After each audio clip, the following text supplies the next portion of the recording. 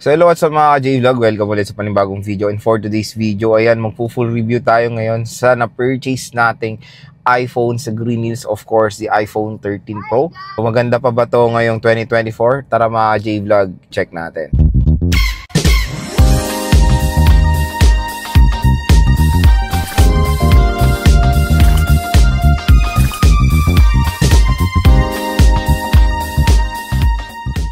So, shoutout sa mga nakanood ng pagbili natin ng iPhone 13 Pro sa Green Hills kay Ate Mayet. So, yun nga, sinabi ko nga sa inyo na i-review natin itong iPhone 13 Pro. At ang maganda nga dito mga J-Vlog ay super duper ganda gamitin ito. So, personal phone natin itong iPhone 13 Pro at ginagamit ko siya as as my backup vlogging camera pag nalobat yung aking main camera, which is the iPhone 14 Pro Max. So yun nga, na-purchase natin ito kay Ate Mayet ng very affordable lang. Kinuha ko nito is yung talaga yung walang package, yung unit only lang for as low as 30,500 pesos. So nakuha natin itong iPhone 13 Pro. So at 120 gigabytes ngayong kinuha nating storage. So gagawa rin tayo ng game test nitong iPhone 13 Pro. So stay tuned lang mga ka-J-Vlog. So yun, gawin natin itong review na to dahil ang dami nagde-decide kung maganda nga ba ang iPhone 13 Pro ngayon 2024 at ang maganda nga balita ay super duper mura na lang neto ngayon sa Green Hills. Biruin nyo to, nung nag-start ako nag-vlog neto last year, napakamahal, nasa 40,000 ish pa siya. So 44, 43, pero ngayong price nito is naglalaro na lang for as low as 30k sa Green Hills. So yung presyo nito 128 gigabytes, naglalaro siya sa 30 to 31,000 pesos for the 128 gigabytes. 256, medyo siya, nasa 33 to 34,000. At yun nga, depende po yan sa packages na i-offer sa inyo. So kung gusto nyo naman ng walang package, makuha nyo pa siya ng mas mura. Pero yun nga, iba kasing shop, tulad na lang ng nire-recommend natin shop, nag-offer sila ng mga with packages. Kasi mas mura nyo siya makukuha when it comes sa bundle. Maganda naman sa mga shop na yun. Pero saan ba tayo kukuha ng mga murang iPhone? Siyempre, wala nang iba kundi sa mga nire-recommend natin shop sa Green Hills. So, unang-una, kay Ate Mayet. Ate Mayet natin ito binili sa CMB Gadgets Tall XA7. Next is of course kay Ate Annette. ZMB Cellphone and Accessories Stall XE7, and of course kay Ate Malin Gadget Shops Stall XE7. So yung mga shop na yan ay napakabait ng mga sellers na yan at gandang kausap when it comes sa after sales. So hindi ibig sabihin pag nabili nyo na tong iPhone is wala na, nakalimutan nila kayo. Meron silang good after sales. So meron kayong mga any problem sa iPhone nyo, napakadali lang nilang kausap, kaya just contact them agad-agad pag meron kayong nakitang problem sa inyong mga iPhone. So nakuha natin tong iPhone 13 Pro na to with 100% battery health. So Trineo tools ko to mga J-Vlog, and so far okay naman din yung battery niya, match. And yung charging cycle, inano ko rin yung charging cycle niya, match naman.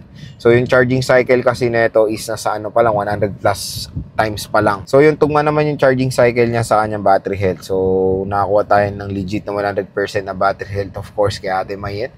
At dyan tayo ngayon magpe-purchase. At so far so good yung battery nito. Kasi yung battery capacity lang nito, napakalit lang, 3,095 mAh. So meaning yan, mabilis siya ma-lowbat, depende na lang sa usage. For gaming, syempre, dyan tayo magtatalo sa gaming. Mabilis talaga siyang kumonsume ng battery kasi nagre-require talaga ng power ang gaming. Kaya pag gaming, oras lang itatagal to. Pero for me, depende talaga yan sa usage ng consumer. For me kasi, pinurchase ko to as my secondary phone. Kaya, yon, naumabot naman siya ng isang araw kasi hindi ko naman siya madalas gamitin. Ginagamit ko lang siya for social media, navigating, to make thumbnail, minsan nanonood ng YouTube, at umabot naman siya ng isang araw for me. Kaya napaganda gamitin itong iPhone 13 Pro. So nag-decide nga ako bumili ng mas maliit na screen size compare sa Pro Max. So natuwa naman ako sa decision ko na mag-purchase ng mas smaller iPhone. At ang maganda nga dito mga J-Vlog is very powerful still itong iPhone 13 Pro.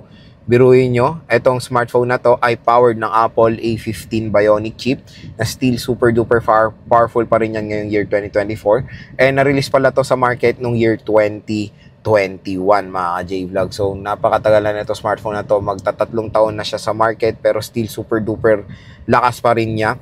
At ang build niya is gawa siya sa stainless steel body So, very premium looking itong iPhone 13 Pro with triple rear camera setup. So, yung camera niya ay meron tayong 12 megapixel main, 12 megapixel ultra wide at 12 megapixel telephoto lens. So, yung telephoto lens, pwede nyo magamit yan for zoom, 0.5 to make your frame wider, para mas maraming makuha sa frame.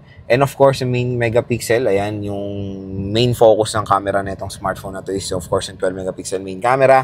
At kung i-compare mo siya sa 12 Pro, napakalaki ng difference when it comes sa camera lens dahil mas malaki yung butas na ng iPhone 13 Pro kasi mas malaki na yung camera lens ng iPhone 13 Pro compare sa iPhone 12 Pro. Ang pinaka main na advantage din or main na feature din ng iPhone 13 Pro is the cinematic mode.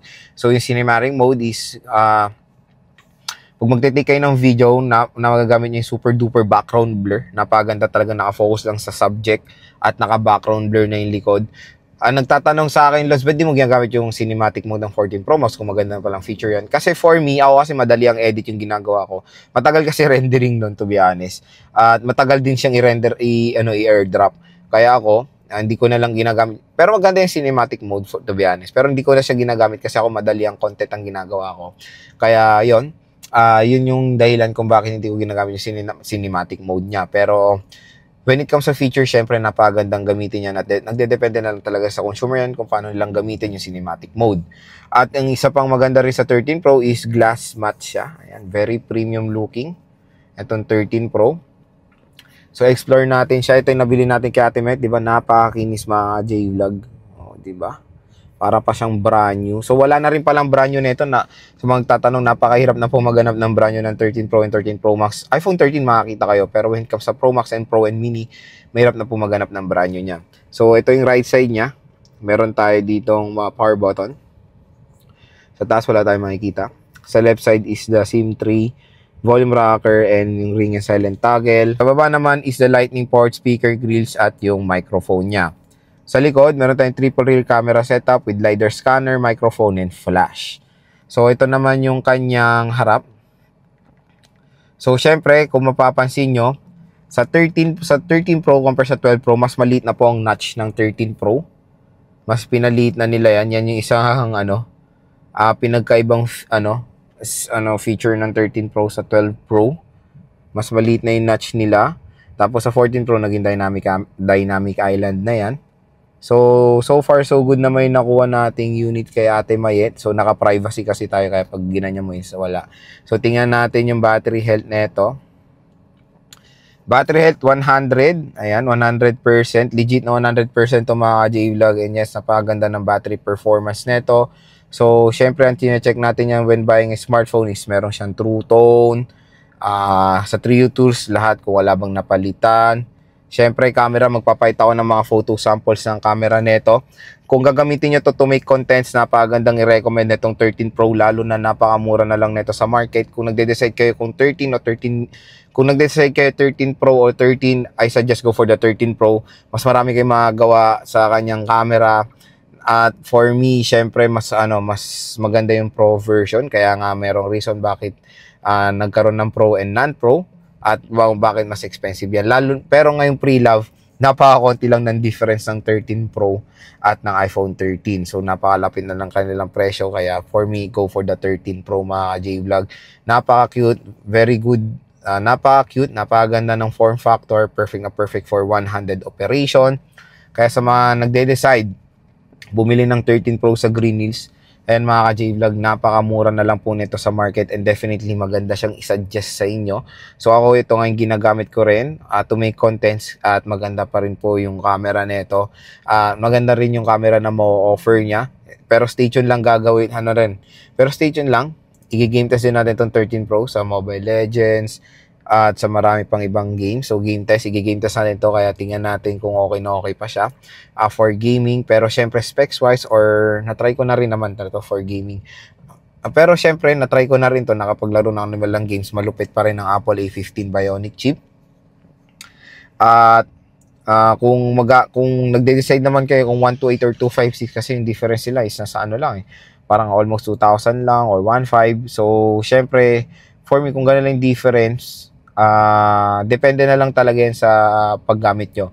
Kung medyo power hungry kayo sa multimedia, mahilig kayo talaga mag-photos, yung tatad talaga ng mga photos, go for the 256. Panigurado, mas marami kayo magagawa sa 256. Ako kasi nag-decide ako for the 128 kasi ano lang naman to, secondary phone ko lang. And 128 is enough for me. Malaki rin naman yung 128 mga J-Vlog, to be honest, when it comes sa mga multimedia lang. Pero when it comes sa game, tung focus na talaga game, tatad na rin ito ng game. Siyempre, go for the 256. Napakadami nyo pa magagawa sa 256 or napakadami nyo pa malalagay mga J-Vlog. So, next naman, is try natin yung speakers na itong iPhone 13 Pro. So, power siya ng dual stereo speakers.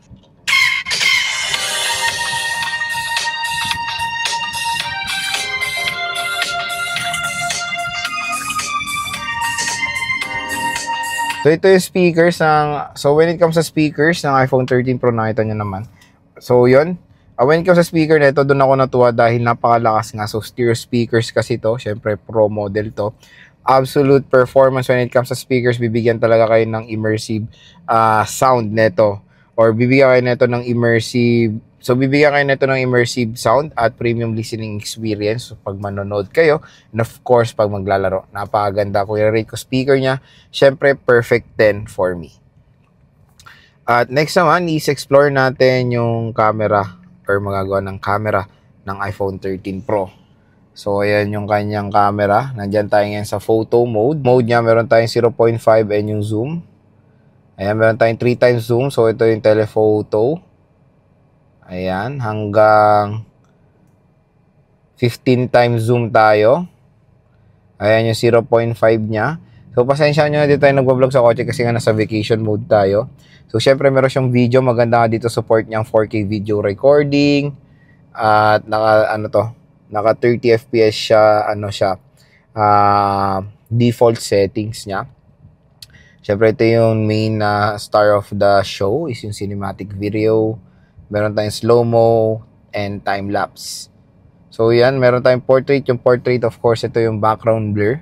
Diba? Ito yung napaganda, of course, sa iPhone 13 Pro and panorama for more wider shots.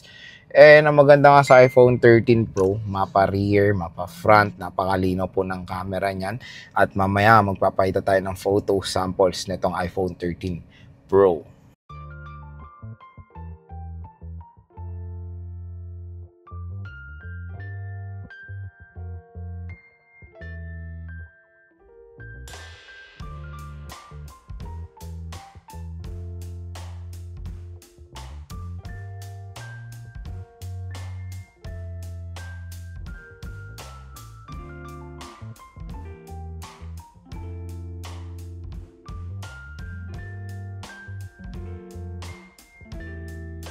So, video sample, the front-facing camera of the iPhone 13 Pro. So, ang pinamax na resolution niya is 4K resolution. Itong gamit natin is Full HD 1080p at 60 FPS. Napakalinaw ng front cam ng iPhone 13 Pro. Tignan nyo naman. Diba? Linaw, no? So, video sample, rear camera of the iPhone 13 Pro. So, pinamax na resolution niya is 4K res. Pero itong gamit natin ngayon is Full HD 1080p. At 60 FPS. So, napakalinaw ng 13 Pro. Tignan nyo naman, no? Solid ang camera. Okay na okay for making vlogs. So, try natin yung zoom. Sa Tagaytay tayo ngayon. Napakaganda ng camera. So, yun. Napakamura na lang ito ngayon sa Greenless Pre-Love. At napakaganda pa rin siya i-recommend sa mga consumers out there dyan na naghahanap ng first iPhone nila. For me, ito na yung pinaka-the best na Pro model na pwede nyo mabili na pre-love ngayon 2024 sa Greenwich. Kasi nasa mid when it comes sa price point.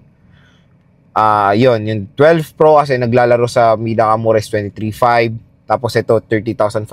Tapos 14 Pro isa sa 40,500. So, di ba, napakalayo na ng difference when it comes sa 13 Pro and 14 Pro, 12 Pro to 13 Pro.